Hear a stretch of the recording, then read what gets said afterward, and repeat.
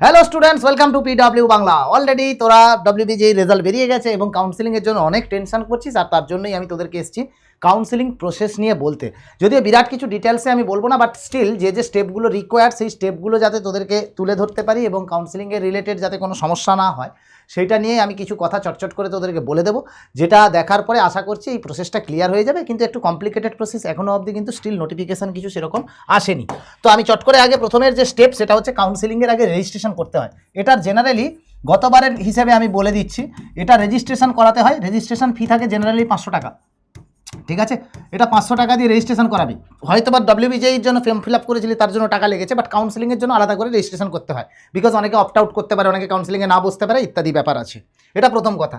Second বার registration করার পরে যখন ফিল আপ করবি সমস্ত কিছু, মানে এইচএসের মার্ক এইগুলো কিন্তু ভুলভাল হয়ে গেলে ফিজিক্যাল যখন ভেরিফিকেশান হবে তখন কিন্তু কাউন্সিলিং প্রসেস থেকে তোর ক্যান্সেলেশন হয়ে যাবে যদি ফিজিক্যাল ভেরিফিকেশান ফেল হয়।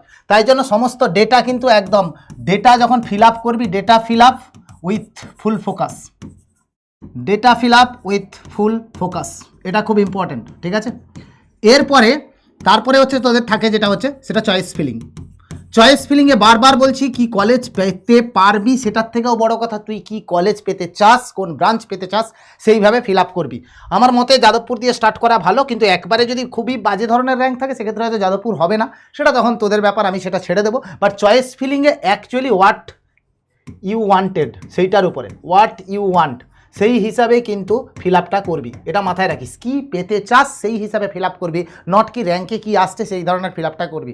কেন বারবার বলছি, কাউন্সিলিংয়ের একবার প্রসেসে যদি লক হয়ে যায় নিচের দিকে আর নামা যায় না। তুই ধর চট করে কেউ 3000 র্যাঙ্কে যা খুশি একটা ফিল আপ করে দিই দিয়ে জলপাইগুড়ি দিয়ে দিলি, অথচ 3000 র্যাঙ্কে তুই সিইউ পেতিস বা কেজাক পেতিস, সেক্ষেত্রে কিন্তু আর তুই নিচের দিকে নামতে পারবি না। প্রথম চয়েসে কিন্তু তোকে তখন নিয়ে নিতে হবে। এরপরে যেটা আসে তারপরে ওয়েট করতে হবে, অ্যান্ড ওয়েটের পরে wait and see the result, see the result. এইটুকু একদম ছোট্ট ডকুমেন্টেশন আমি বলেই দিয়েছি আগের ভিডিওতে কী কী লাগবে না লাগবে সমস্ত কিছু। একবার যখন এই রেজাল্টটা যখন হবে সেটা রাউন্ড ওয়ানের রেজাল্ট, তোদের যদি রাউন্ড ওয়ানে প্রথমেই যদি সিট অ্যালোকেট হয়ে যায় সেই সময় তুই কি কলেজ নিবি, ধর কারো জলপাইগুড়ি হয়েছে সে আপগ্রেড করতে চায়, তাতেও কিচ্ছু যায় আসে না ওতে, তাতে কিন্তু সিট অ্যাকসেপ্টেন্স ফি বা সিট অ্যালটমেন্ট ফি কিন্তু পে করে দিতেই হবে। সিট অ্যালটমেন্ট ফি এটা কিন্তু পে করতে হবে।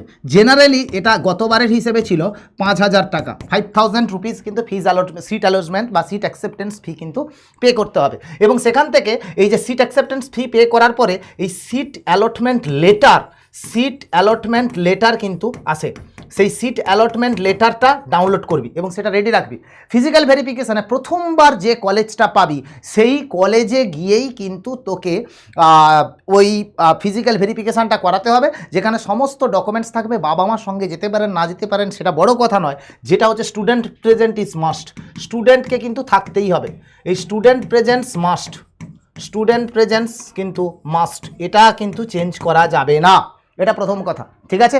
এরপরে তোকে দেখতে হবে যে যখন ওই সিটটায় তোর সিট অ্যাকসেপ্টেন্স ফি হয়ে গেল, ফিজিক্যাল ভেরিফিকেশান কমপ্লিট হয়ে গেল, বা ফিজিক্যাল ভেরিফিকেশান তোর কাস্ট সার্টিফিকেট তুই ডাউনলোড করতে পারলি না বা তোদের কাছে অ্যাভেলেবল নয়, তখন কিন্তু তুই জেনারেলে কনভার্ট হয়ে যাবি এবং সেকেন্ড রাউন্ডের জন্য ওয়েট করতে হবে। যদি সেকেন্ড রাউন্ডে কলেজ পেলি পাবি, না পেলে না পাওয়া যাবে। সুতরাং এই জন্য বলবো সমস্ত কিছুতে মানে কাউন্সিলিং করার আগে তোর যেন সমস্ত ডকুমেন্টস যেন বিফোর হ্যান্ড রেডি থাকে, ডোমিসাইল সার্টিফিকেট ইত্যাদি ইত্যাদি যেন সব রেডি থাকে।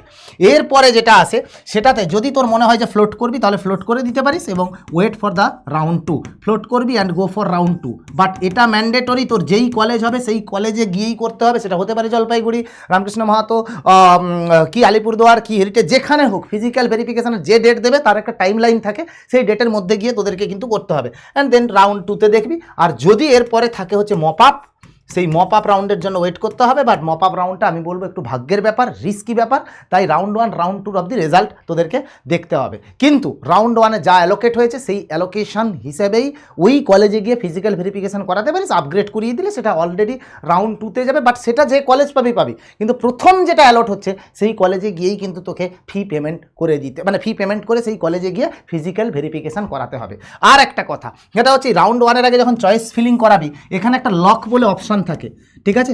এই লকটা করবি কি করবি না এটা নিয়ে অনেকেই চিন্তা করে যে স্যার লকটা করে দেবো। যদি তুই 100% শিওর হোস লক করে দিবি, যদি না শিওর হোক বারবার ভালো করে দেখবি যে ডেট অ্যান্ড টাইমে কাউন্সিলিংটা শেষ হচ্ছে, মানে যেটা লাস্ট ডেট লাইন থাকবে সেই হিসাবে গিয়ে অটো লক হয়ে যাবে। আর একবার যদি লক হয়ে যায় তারপরে কিন্তু আর চেঞ্জ করা যাবে না।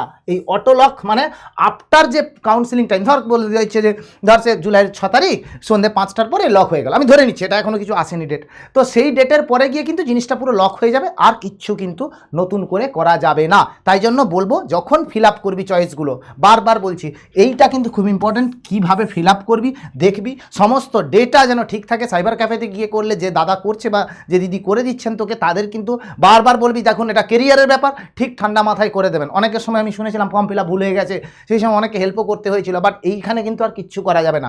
No modification can be done once the form is filled up. তাই জন্য বলবো কাউন্সিলিংয়ে যখন ফিল আপ রেজিস্ট্রেশন করাবি, চয়েস ফিলিং করবি, সব কিছু যেন 3-4 বার ভেরিফাই করবি। ব্যাস এইটা হচ্ছে সিম্পল একদম, যে ফ্লোচার্ট দেয় তার সিম্পলেস্ট ফর্ম। চয়েস ফিলিংয়ে প্রচুর অপশন থাকে, as much as you want you can fill up. ভালো করে করবি কাউন্সিলিং। এরপরেও যদি কোনো ডিটেলস লাগে কমেন্ট বক্সে জানাবি, নিশ্চয়ই তোদের জন্য আরও ডিটেলস ভিডিও নিয়ে আসবো পরবর্তীকালে।